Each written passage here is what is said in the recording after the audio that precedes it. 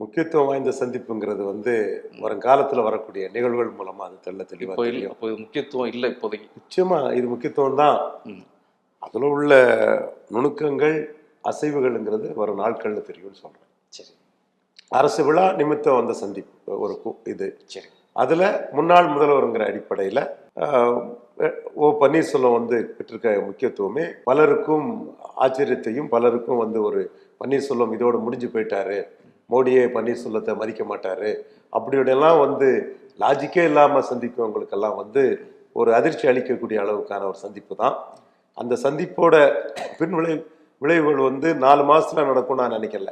அதற்கு நாள் ஆகலாம். அதனாலதான் நான் போக போக தெரியும் இந்த பூவின் வாசம் புரியுங்கிற மாதிரி அதை உங்களுக்கு ஒரு பீடியை போட்டு அதை ஒரு இக்கனா வச்சு அந்த விஷயத்த சொன்னேன்.